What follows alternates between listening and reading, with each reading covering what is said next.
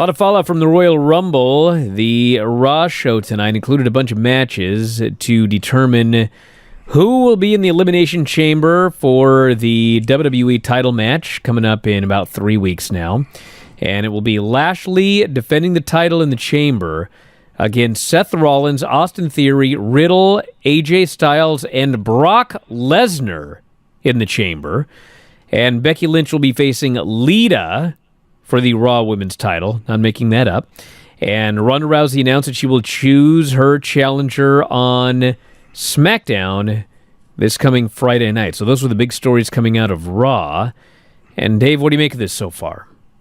Well, there's actually a lot of stuff going on there. I don't know how much you've been following, but very interesting fallout, and I don't know all of the repercussions, but Shane McMahon was going to be in the Chamber and set up a feud with Seth Rollins for WrestleMania. So I don't know if that was going to be the championship match, but it's obviously, whether it is or it isn't, that was changed. So I don't know how that relates to Shane McMahon at WrestleMania, but this was supposed to be the step to that. And I guess, Seth Rollins was originally in the Rumble, which was another story. There's I don't know if you've heard, but both Rumbles were changed over and over and over again.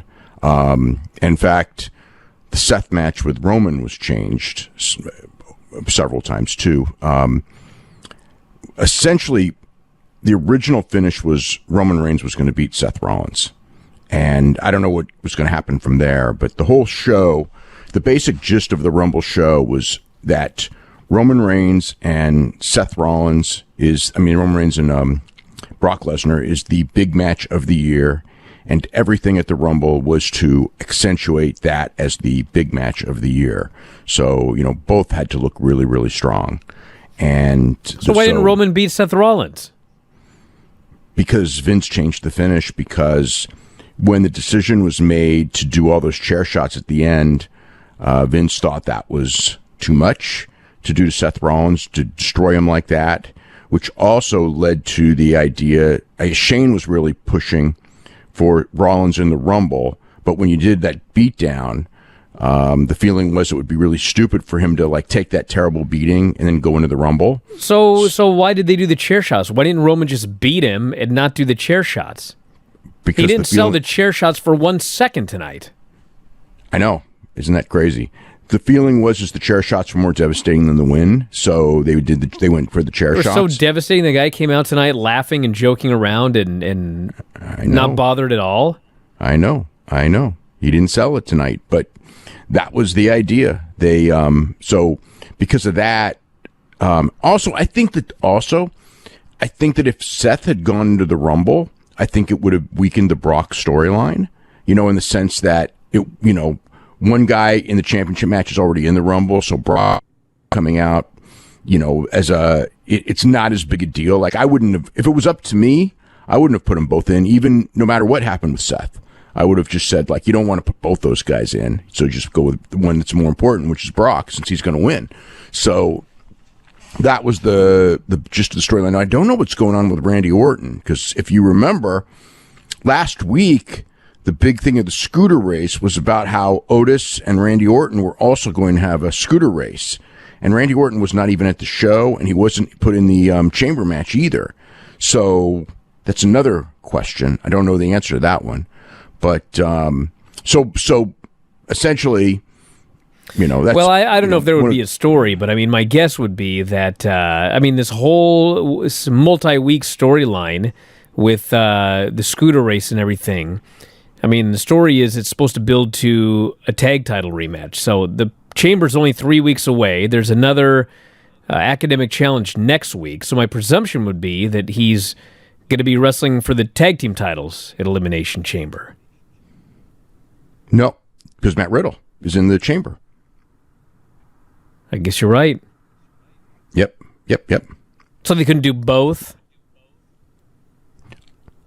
They're not. You could. I don't think they would. I don't know. Yeah. But I thought it was really weird, Orton not being on TV. And also the other thing was he was only in the Rumble for a couple minutes too. And in St. Louis, like I was questioning that. I go like, why would Orton, who's going to get the biggest pop of anyone on the show, except for the surprise pop for Ronda, why would he not? Because St. Louis is his hometown, and he had done all the media work and everything like that. Not all the media work, but he'd done a lot of media work. And, you know, I mean, like in a match that didn't have a lot of heat, the crowd would have gone crazy for everything that Randy Orton did from the moment he arrived, but he arrived late. He was out quick. And so I thought that was really weird booking, you know, but I don't know what the situation is for that, but, yeah, Orton not being on the show. No, they did the whole thing last week where Orton didn't want to be in a scooter race. They kept going over and over again about how, oh my God, Otis in a scooter race. And then all of a sudden that's completely dropped. And that was like one of the big things that they pushed last week. So these are just all new changes. There's probably going to be a lot of others. So there you go. But there was a lot of heat on Shane, because Shane was one of the producers. In fact, he was kind of the head producer of the Rumble. And then he had an idea of what the Rumble was going to be. And then a lot of that ended up being changed. And, I don't know all of everything, but I do know there was several people who kind of made offhanded remarks to me about Shane and, you know, just kind of what was going on there and everything. And, he has helped book the Rumble in the past. He's not, you know, people are going like, is he backstage? Is he doing any like front office work? And the answer is no, he's not.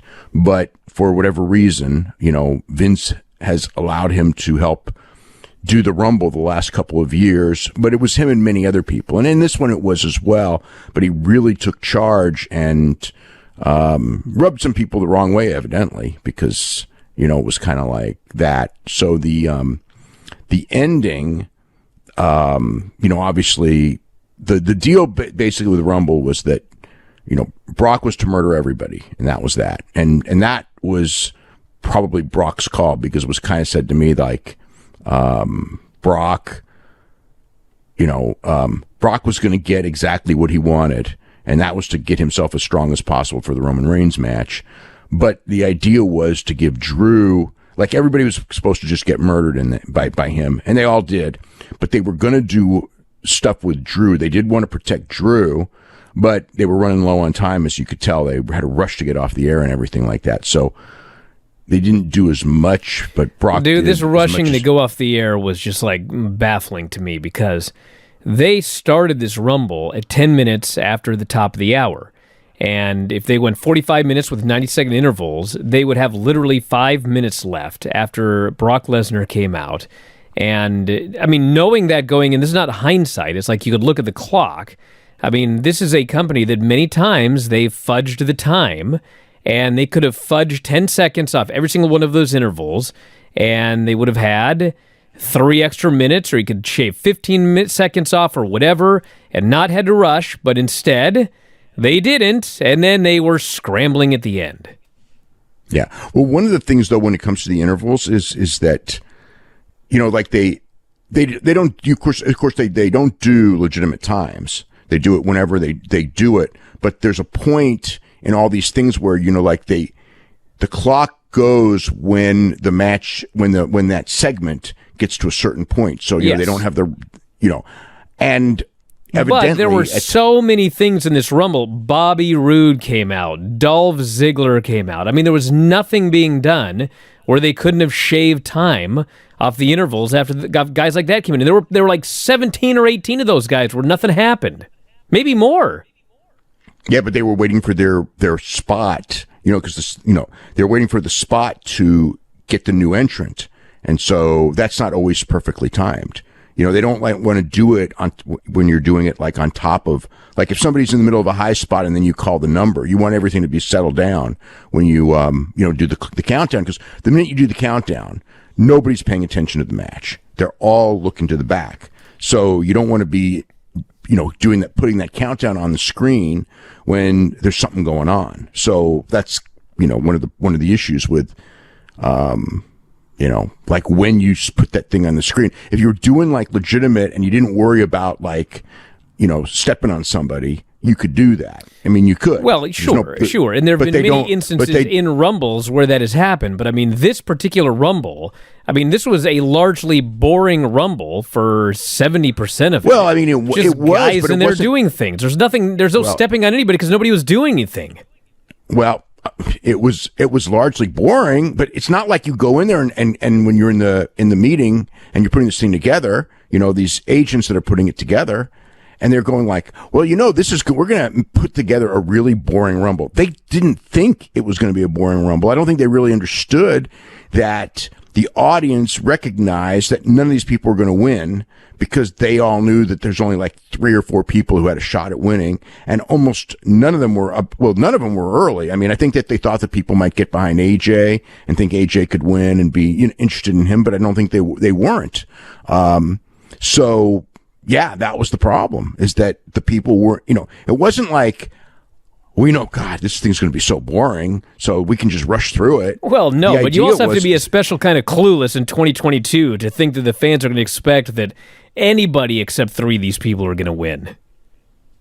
Well, they didn't book, they booked the match with the idea that people were going to stay interested, and they really weren't until Brock came out. At the very end. I think McIntyre was another one who they probably, because McIntyre was in for a long time, I think they thought that he could be it's like there's certain guys and they're like the bridge and you kind of are looking at them as being stars. And the reality is that I think what one of the issues is that I think that when Brock lost, so many people figured out that Brock was winning the Rumble before he even came out. So it kind of was like, well, let's wait for Brock to come out. And then he comes out, number 30. So that's like, just one of those things. And also, I think that one of the other things is that they didn't do, the legend surprises, which the people really want. And those popped the people. And they didn't do that because,